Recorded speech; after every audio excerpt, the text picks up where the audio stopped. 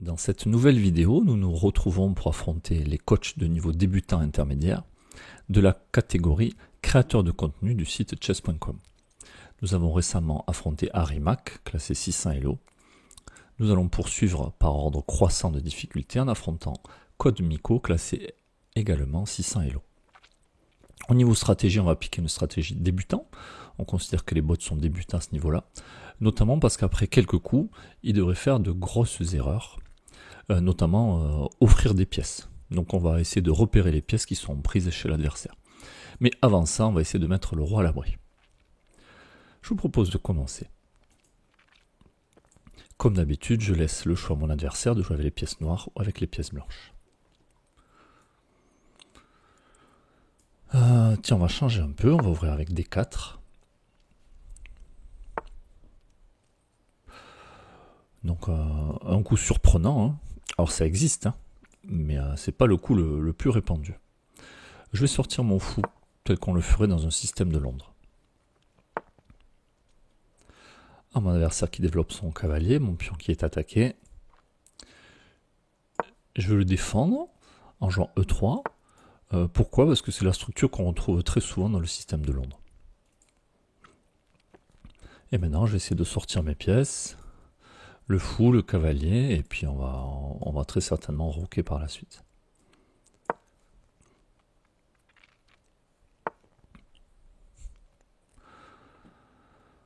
Ok, je m'intéresse quand même à ce que fait le coup de mon adversaire.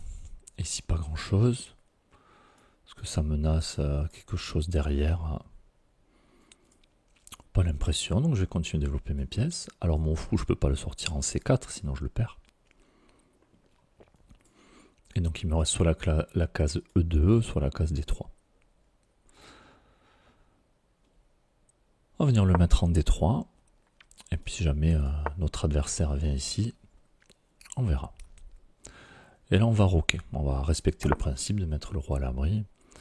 Et maintenant on va s'intéresser à ce que fait l'adversaire.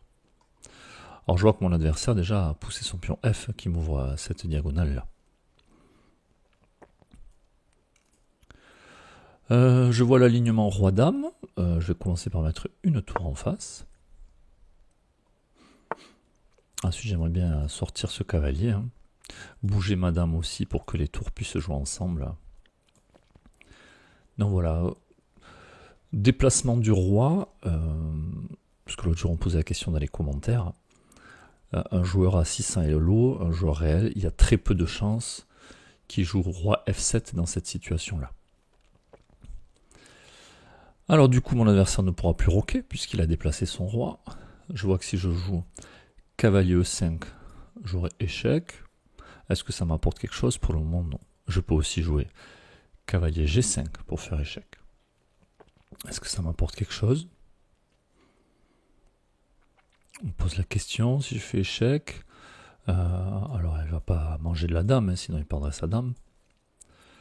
Le roi qui pourra avancer, bon, peu de chance, pourrait peut-être reculer, mais maintenant, est-ce que mon cavalier serait mieux en G5 qu'il ne l'est pour le moment F3 ? Je suis pas sûr. Donc là, je vais continuer à développer les pièces. Alors, je vais sortir ce cavalier, est-ce que je le mets en B3 ou en D2 ? Pour le moment, je ne sais pas trop. En fait, il faut que je vois où est-ce qu'il peut rebondir ensuite. Donc si je le mets en C3,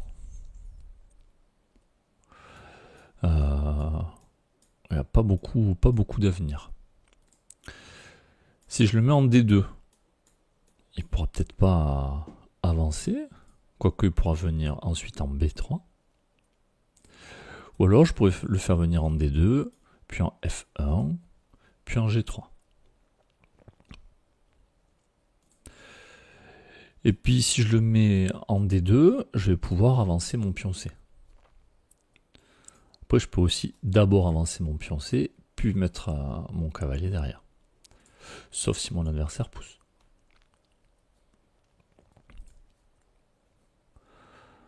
Bon, du coup je vais rester flexible et le mettre en D2. Alors maintenant j'ai cet alignement qui m'intéresse. Tiens, si mon fou pouvait venir ici, il pourrait se passer des choses. Sachant que si je mets le fou derrière la dame, ce sera protégé. Oui, bon, enfin, si mon fou est en H5, l'adversaire qui pourra jouer tout simplement G6. Mais bon, je garde ça en tête. J'ai toujours ce coup échec. Bon. On va continuer de développer les pièces. Donc je décale ma dame pour venir ramener l'autre tour. Hein. Notez que j'ai un petit embouteillage là. Je ne savais pas trop mettre les pièces. J'ai développé sans trop prendre le temps de réfléchir. Je vois aussi cette diagonale qui s'ouvre. Et bon, pour le moment, il y a un pion qui m'empêche de venir placer des pièces sur cette case E4. Donc j'ai très envie en fait de pousser le pion E4 pour pouvoir me faire de la place pour mes pièces. La question c'est est-ce que je le fais maintenant ou pas? Alors, je peux le faire maintenant, j'ai beaucoup de pièces qui contrôlent cette case là. Hein. Donc on y va. Alors il faut que j'ai en tête bien entendu, maintenant que j'ai poussé mon pion, c'est que mon fou n'est plus protégé par le pion. Mon adversaire qui décale la tour. Mon fou qui vise de loin. Et un pion qui n'est pas protégé chez mon adversaire. Est-ce que ça m'intéresse de le prendre?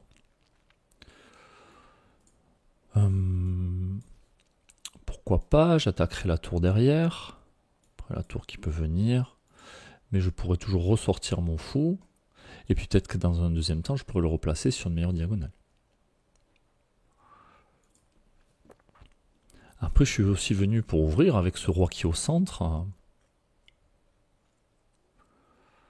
Mais est-ce que j'ai envie d'ouvrir tout de suite? Parce que finalement, c'est peut-être pas ma tour que j'aurais dû placer. Hein. Peut-être que ma dame, pardon, n'est pas très bien placée ici.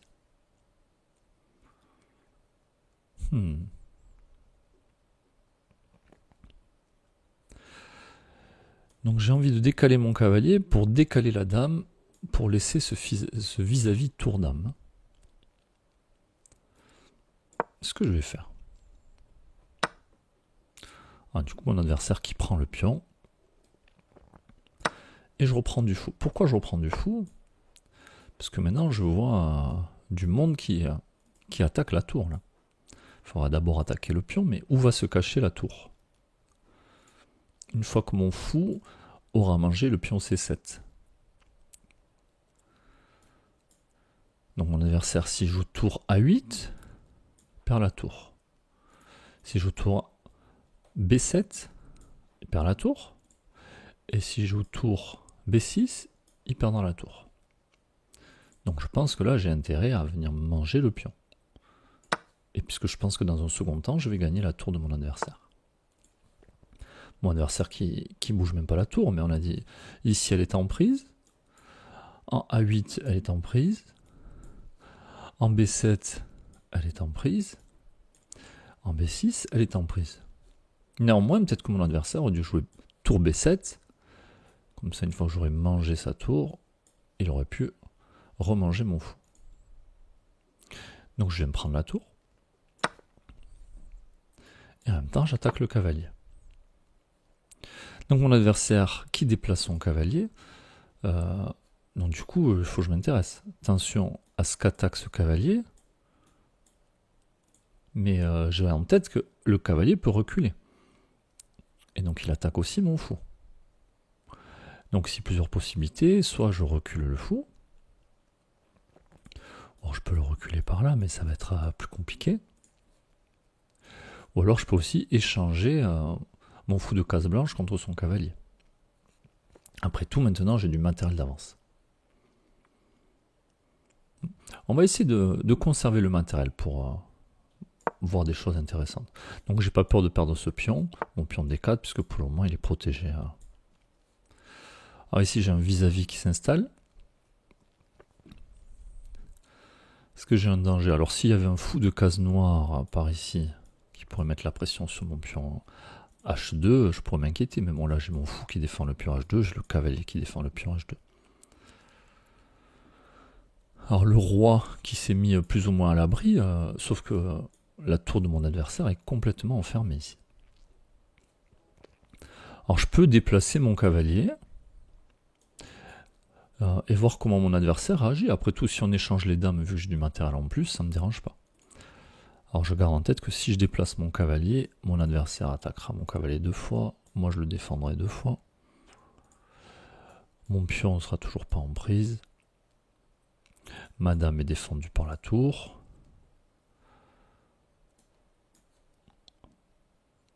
Après, est-ce que ça m'apporte quelque chose, que je pourrais échanger du matériel de manière intéressante? Je sais pas. Je peux aussi ramener tout simplement ma tour au centre, laisser ce vis-à-vis. Pour le moment, il ne me pose pas de problème. Après, c'est le coup de mon adversaire, cavalier F5, qui me fait réfléchir. Mais bon, s'il vient là, il attaquera mon fou qui est protégé par 2 pions. Je pourrais toujours échanger ce cavalier si jamais il me gêne tant que ça. Bon, je vais mettre ma tour au centre déjà. C'est d'augmenter la pression sur les colonnes centrales. Adversaire qui déplace son cavalier. Donc pareil, je m'intéresse à ce qui se passe. Pour moi, il n'attaque pas grand-chose. Par contre, une fois qu'il aura déplacé son cavalier, il mettra de la pression sur certains de mes pions. Menace toujours pas grand-chose pour le moment. J'ai quand même envie de centraliser mon cavalier.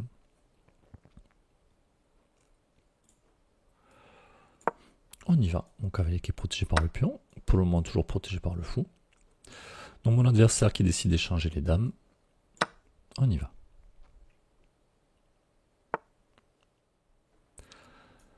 Mon adversaire qui redéplace son cavalier.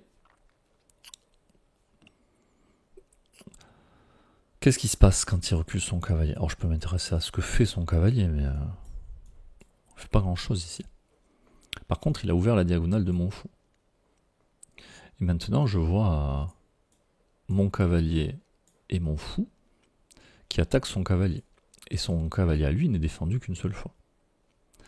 Donc je pense qu'on va pouvoir échanger les cavaliers et je vais pouvoir gagner un pion.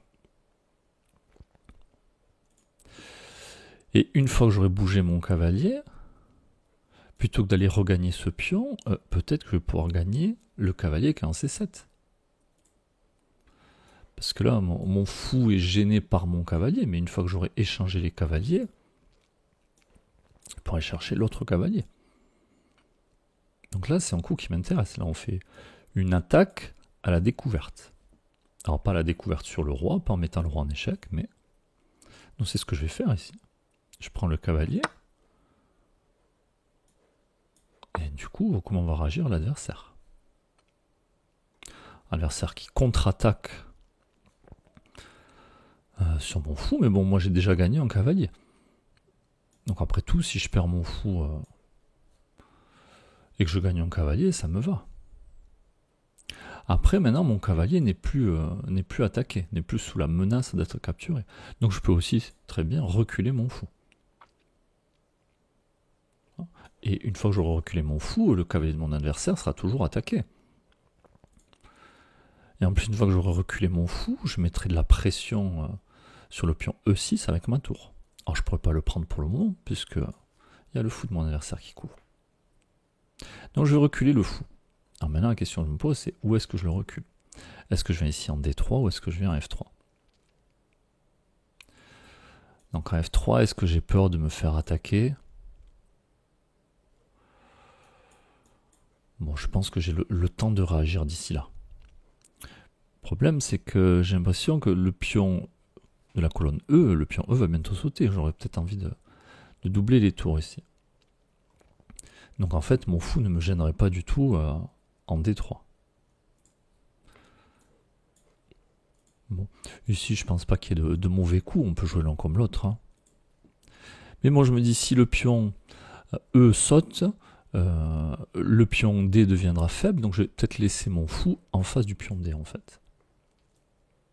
Donc je joue fou F3. Donc mon adversaire qui a vu que son cavalier était attaqué, bien joué parce que c'est un coup qui n'est pas facile à voir. Donc ici, comment continuer? Je me dis, tiens, si le cavalier venait en E7, il pourrait faire échec. Et donc sur échec, on regagnerait le fou, on ferait une fourchette. Oui, mais pour le moment, cette case est protégée par le fou. Donc j'ai très envie de ramener un deuxième cavalier. Alors comment arriver maintenant jusqu'à la case E7 ? Il faut que mon cavalier soit en G6, en F5, en D5, ou à la place de celui-là, place du fou. Bon. Je peux aussi mettre la pression au fou directement, l'attaquer directement en jouant cavalier A7. Bon, mon adversaire pourrait tout simplement décaler son fou, et ensuite mon cavalier serait enfermé, il ne pourrait pas ressortir. Donc là, je suis pas sûr que j'ai de l'intérêt à jouer ça. Donc là, je crois que j'ai très envie d'ouvrir la position. Donc je peux le faire soit en avançant mon pion F, ou tout simplement renforcer la pression sur ce pion avec mon cavalier, avec mon fou, avec mes deux tours. Parce que pour moi, lui, il n'a qu'une pièce qui défend ce pion, alors que moi, je peux vite en mettre 4 à l'attaque de ce pion. Et si j'ai pas envie que mon adversaire pousse ce pion, je peux très bien aussi placer le fou pour l'empêcher d'avancer ce pion. Et en plus, son cavalier est très loin de venir embêter mon fou. Donc c'est ce que je vais faire. Je vais placer mon fou pour pas que mon adversaire puisse avancer le pion. Et ensuite, je viendrai le harceler. Et on verra comment va réagir mon adversaire. Alors j'oublie pas en plus que mon fou placé en E5 vise la tour qui est dans le coin. Tour qui est toujours enfermée par le roi. Donc j'ai mon plan de venir mettre la pression sur le pion E6, mais je garde en tête que mon adversaire, il fait des choses en attendant. Donc je me dis, tiens, il vient de déplacer son cavalier. Que se passe-t-il ? J'ai l'impression qu'il m'offre un cavalier. Son cavalier n'est pas protégé quand il est en C7. Je vais aller le chercher, tout simplement. Et rien ne m'empêche de revenir au prochain coup et de continuer tout ce que j'avais en tête. Et d'ailleurs, je me demande, tiens, la tour, comment elle va s'en sortir ? Elle aura du mal à repartir, là. Donc très certainement qu'il devra courir du fou. Mais moi, s'il couvre du fou, je vais échanger les fous, ça m'intéresse. J'ai du matériel en plus, je suis prêt à échanger nos fous de case noire. Mon adversaire qui ne sait même pas de défendre la tour, qui peut faire jouer H5. Du coup, il fait de la place pour pouvoir avancer sa tour. Alors là, il faut quand même que je me méfie de quelque chose, c'est que si mon adversaire vient jouer G4, mon fou de case blanche sera complètement enfermé. Je ne pourrais pas partir par là, et là, il y a mes pièces qui m'empêchent de reculer. Mais bon, je vais déjà aller chercher le fou, et si jamais mon adversaire joue G4, j'accepterai de perdre mon fou de case blanche, mais du coup, je reculerai mon fou de case noire pour le conserver lui par contre. Et donc, je ne perdrai qu'un seul fou. C'est ce que je fais. Si mon adversaire, au lieu de prendre mon fou de case noire, vient pousser G4, j'aurais d'abord sauvé mon fou de case noire et perdu mon fou de case blanche. Alors, mon adversaire décide de prendre mon fou de case noire. Maintenant, il faut que je fasse attention justement à cette poussée G4. Oui, mais mon adversaire n'a plus sa tour pour protéger le pion H5. Du coup, je vais prendre son pion H5, comme ça mon adversaire ne pourra plus m'embêter avec cette poussée G4. Et puis maintenant, je vais repartir dans ma stratégie de mettre la pression sur ce pion E6. Alors maintenant, j'ai pas peur qu'il avance le pion, parce que je pourrais tout simplement le prendre avec la tour. Mon adversaire qui met la pression sur mon pion à moi, mon pion qui est défendu par le cavalier, qui est défendu par la tour. Je crois que c'est le moment pour aller prendre le pion E6. Après tout, moi je l'attaque 2 fois. Il n'est défendu qu'une seule fois. Donc j'y vais. Donc j'ai pas peur, je rappelle que mon adversaire prenne ce pion. Je récupère le fou de case blanche et en même temps, j'attaque son fou.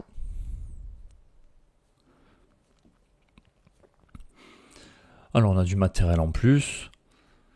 Bon là, il suffit de continuer. On peut s'amuser à manger tous les pions. Hein. Donc déjà ici on pourra attaquer celui-là. Puis sur des découvertes. Si jamais ce pion avance, il serait capturé. Bon, on peut aller chercher les pions. On va juste faire attention à ne pas perdre la tour. Mais même si on perdait la tour, ce serait pas très grave. Ça nous créerait un pion passé qui demanderait à aller jusqu'à dame. Hein. Et en mettant une tour derrière, bon. Ici, même un mauvais coup, finalement, nous donnerait un avantage. Alors, je m'intéresse à un coup comme tour G6. Non pas pour prendre le fou, mais pour mettre la pression sur le pion G5. Et parce que la seule possibilité pour mon adversaire de défendre ce pion G5, ce serait de jouer fou F6 ou fou H6. Et dans les deux cas, ma tour pourrait prendre son fou. Donc pour moi, mon adversaire va perdre ce pion. Et je préfère prendre le pion G plutôt que les pions A, B ou D, tout simplement parce que ce sont des pions qui sont près du roi. Mon adversaire qui ne sait plus trop quoi faire, qui déplace le fou. Je suis venu pour prendre le pion, je pourrais prendre le pion. Mais vu qu'il m'offre son fou, je vais d'abord aller prendre le fou. Alors ici, bien entendu, je peux prendre du cavalier, je peux prendre du pion. Avec tout le matériel qu'on a d'avance, ça ne change pas grand-chose. Mais j'aime bien l'idée de prendre du pion. Comme ça, il va se rapprocher de la case de promotion. Et en plus, son roi va se retrouver enfermé sur la colonne H à cause de ma tour. Et j'ai pas peur que si je prends son fou, il vienne menacer ma tour, puisque je peux reculer la tour. Et ma tour continuera d'enfermer le roi. Donc je vais prendre du pion parce que je prépare la poussée du pion. Mon adversaire qu'avant, je peux venir récupérer le pion, je peux aussi commencer à avancer. Hein. Après tout, on n'est pas loin de la fin ici. Attention, le roi qui attaque ma tour. Du coup, j'ai attendu que le roi attaque ma tour pour venir chercher le pion. Le roi qui continue d'attaquer ma tour. Donc ce que je vais faire en sorte que le roi reste enfermé sur la colonne H, mais en protégeant ma tour. Alors je pourrais protéger avec l'autre tour. Le coup le plus simple ici, ça va être de protéger avec un pion. Et puis au moins je pourrais faire ce que je veux de l'autre tour. Mon adversaire qui menace mon cavalier, je pourrais très bien le laisser prendre et continuer de bouger le pion. Mais bon, pour le principe, on va éviter de laisser des pièces en prise et de faire cadeau à l'adversaire. On a dit que je suis venu pour amener mon pion à dame, c'est ce que je vais faire. Maintenant, il faut que je fasse attention à ne pas me retrouver dans une situation de patte qui ferait égalité. Mais bon, vu que mon adversaire peut pousser des pions, peut encore bouger le roi, aucun problème. Voilà, promotion dame. Et là, maintenant, il n'y a plus qu'à terminer la partie. Donc je vois que mon adversaire, à cause de ma tour, a son roi qui est bloqué sur la colonne H. Il suffirait que j'ai une tour ou une dame sur cette colonne H pour faire échec et mat. Donc si le coup que je vois, ce serait dame H8. Donc dame H8, ça ferait échec ici, le roi qui ne pourrait pas aller sur la colonne G. On pourrait aussi jouer dame G6, échec et mat, avec la dame protégée par la tour, et le roi qui pourra aller nulle part. Donc là, c'est une question de goût. Hein. On aime bien finir avec la dame à côté du roi. Échec et mat. Voilà, j'espère que cette vidéo vous a plu et qu'elle vous aura permis de repérer des choses intéressantes au cours de cette partie. Je vous laisse essayer de battre Code Miko. N'hésitez pas à laisser des commentaires. Et on se retrouve très prochainement pour une autre vidéo. À bientôt!